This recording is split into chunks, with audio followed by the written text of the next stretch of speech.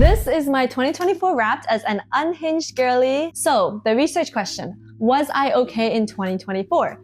My hypothesis is no, because I was crushing it. And this is my life data in 2024. So the hairline receded 2 centimeters. Just kidding. But I feel like I need to start tracking it this year because in January, I got an email from a potential sponsor and they were like, we will pay you to fix your hairline. I was like, wow, I've never been so insulted in my life. So I had to delete that email, but maybe I should start tracking it. Now, the data, cry count. So in 2024, I only cried 158 times. And this is actually a 51.9% increase from last year because it is 0.43 average cries per day. Now, this is my cry count over the years. You can see in 2020, I had the highest cry count at just over 300. Now, the cry category was books, movies, webtoons, and other media I consumed. That led to the most cries because I spent most of that year inside watching books and movies. Now, the cries due to person number 1 was 12 times. Now, the lowest cry count year is 2023, with again the highest cry count category being media like books, movies, webtoons, and the cries due to person 1 increased to 28. So I broke up with person number 1. Now, are there any other correlations? So if you look at my cry and poo count, there actually does seem to be a little bit of a correlation where in 2020, the more I cried, the less I pooped. And in 2023, the less I cried, the more I pooped. So I plotted a correlation graph here. You can see that R equals negative 0.74. There seems to be a strong negative correlation here, but the confounding variable is the determination to hit 666 poops in 2023, plus I traveled a lot. Okay, I had to do a commercial break for Homestuck because this is a throwback to my childhood. This comic strip lives rent-free in my head, and I think it kind of explains why I am the way that I am now. Anyway, this is what I think of when the plot is thickening. So, end commercial break. Now, somebody messaged me this. Are you using the Pearson correlation? I was. That one does not account for when your data is non-linear. Try Spearman's row correlation calculation instead. So I did that, and the person who told me this was like, I will regret that, but bask in the knowledge that my contributions will traumatize your friends. So the more you know. We're learning all about data here today. So I used this correlation, the Spearman's rule that they said, and it went to negative 0.64. Now, this is what the plot looks like. And when you really look at the data, P, the two-tailed, is 0.12. And that means this whole thing was not statistically significant, unfortunately. I also found some weird graphs. I didn't know what was happening with these, but it looks like there was an outlier somewhere and there's a lot of variance. I don't know, these just looked really cool. So I put them in the presentation. Now, let's look at the poo data. So in 2024, I pooped 565 times as of November, which is when I made this presentation. I think the number is like 700 and something. So this was actually a 25.3% decrease, which is an average of 1.55 poops per day. But I had a whole month to catch up, and I really did, because what happened in December was I think I reached like 600 something poops. So when you look at the Bristol stool chart, most of my poops were actually type 4 and 5, which were normal poops. And I actually made a poo count tracker if you want to track all of this in Notion. I have a template and a tutorial for you if you want. These are all the things that I use to categorize my poop qualitatively if you're interested in doing the same for tracking your health. Now, I wanted to see if this meme is true. Boss makes $1, I make a dime. That's why I poop on company time. So if you look at the day of the week, at this time, I was working Sunday to Thursday. So Friday and Saturday were my weekends. It looks like I pooped the most on Tuesday during work hours. and poop the least on weekends, which is Friday and Saturday. Now, this could be explained by the fact that I tend to go out on Friday and Saturday because it's my weekend, and therefore I have less access to washrooms and feel less tempted to go poop. So if you look at poop versus month, you actually see low travel months like March and May had a spike in pooping. And that reminded me of cat years, and this is actually the faces of my friends when they're like, seeing this presentation, like what is this girl doing? But to that I have to say, you haven't seen anything yet. So let's do a deeper analysis. If you look at the quality of my poops, it seems like most of them were pretty normal. And the second most popular category was satisfying. And the third most was a lot. Now, if you look at the quality and the day of the week, there was a weird spike in normal and satisfying poops on Thursdays. And here on Saturday and Sunday, you can see that the urgency increased, especially on a Sunday. But there's not enough data points here to draw a conclusion. Now, let's look at quality of poops by month. You can see something happening here from July to September, where this green line, the urgency, has increased. So I looked at a formula for strain, and this is what the formula looks like. And that's literally me taking L's on the toilet. Now, if you look at strain versus month, you can see the highest strain month is in September. So I was like, what happened during that month? And so I looked at my tracking. I'm like, what did I do in September? It was because I was exploring nature in Asia. Therefore, I went out more, I drank less water, so my poops were harder, so it was more of a strain to go out. Now,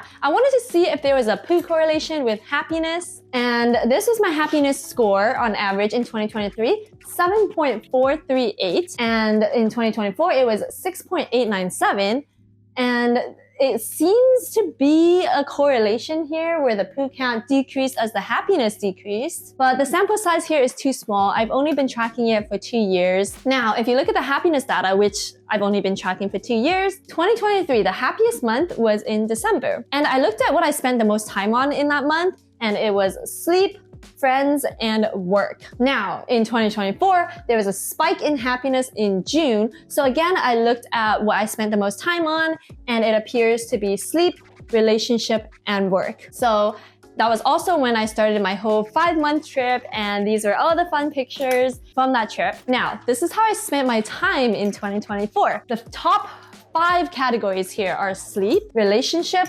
friends, my side project, aka this business, aka this YouTube channel, and miscellaneous/chores. Now, let's dive deeper into this miscellaneous and chores category because there are a lot of interesting gems hidden in here. So, time spent suffering, almost 6 hours, or 0.08% of the time spent in the miscellaneous category. Time spent crying, 4 hours, and this is time spent for dedicated crying. Time spent in the hospital, 3 hours and 10 minutes, and that was 0.04% of the time in the miscellaneous category. Time spent cutting toenails, 10 minutes, 0% of the time in the miscellaneous category. Now, I tag my time entries with necessary or neutral, dislike or drains energy, and like or gives energy. So that way I can focus my time on what matters the most to me, that will bring me the most happiness and fulfillment and purpose in my life. So when you look at hobbies, I actually spent 2% of my total time in 2024 on hobbies. One of those hobbies is Duolingo.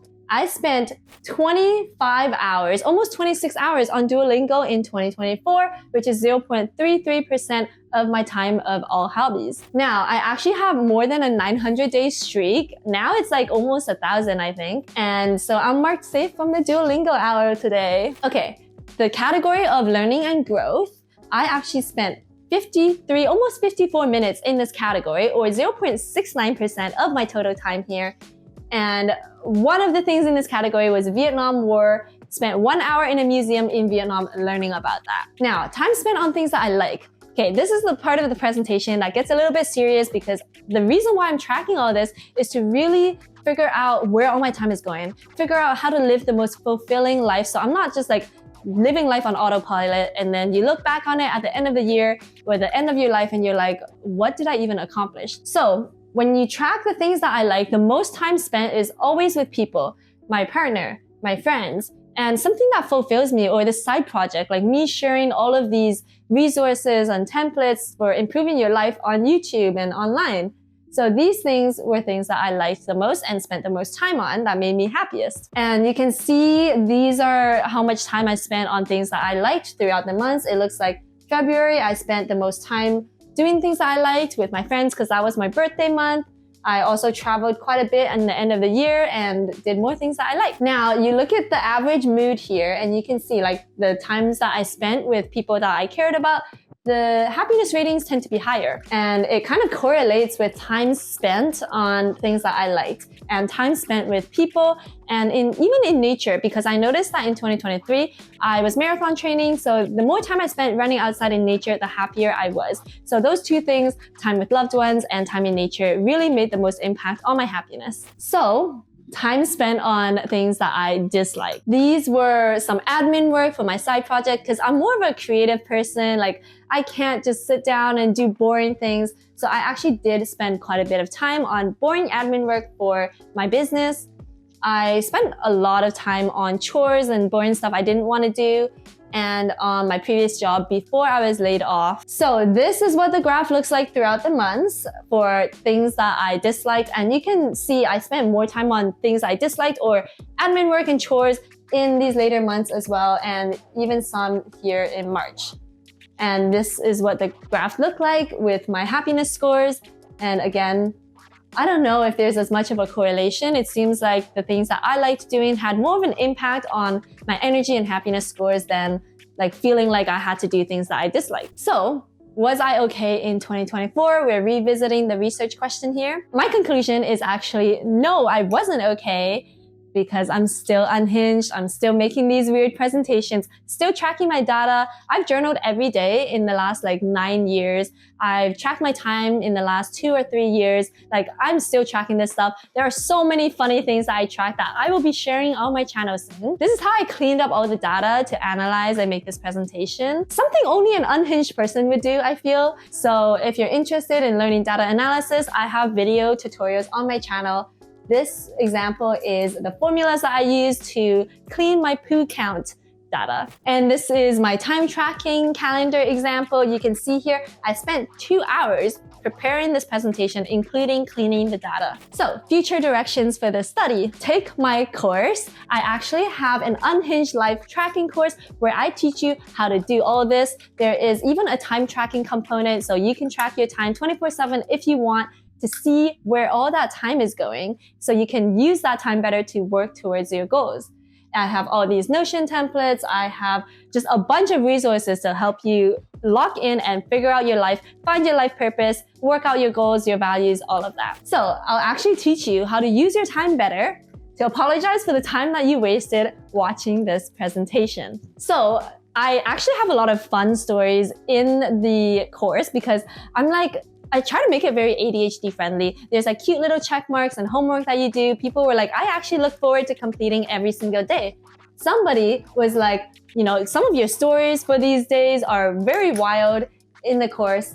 And this is the story of how I almost got shot in day 11 of the course. Now, these are some more messages I got. They're so heartwarming. People are saying that, it really helps them reorient and reflect, and they recovered from a period of burnout and now they have direction for where they want to go in your life. And I was like, the whole reason why I'm sharing this content, why I made this course, is because I wanted to help other people live better lives. That's the whole reason why I'm doing this.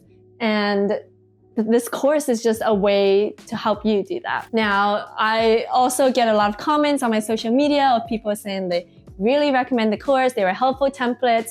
You don't have to do this alone. I have templates to help you. There's a community and I respond to your questions. So again, people are saying it's mind-blowing.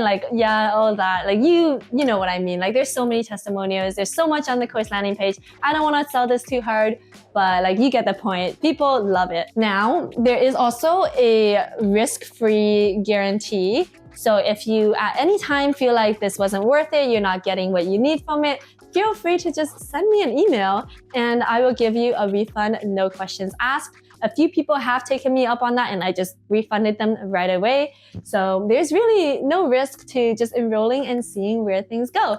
And maybe next year, you too can have an unhinged presentation like this as well. So that's my presentation. If you're interested in more of this stuff, You would love the unhinged stories in my course. You can check out the enrollment link in the description below or via QR code on the screen. I hope to see you there.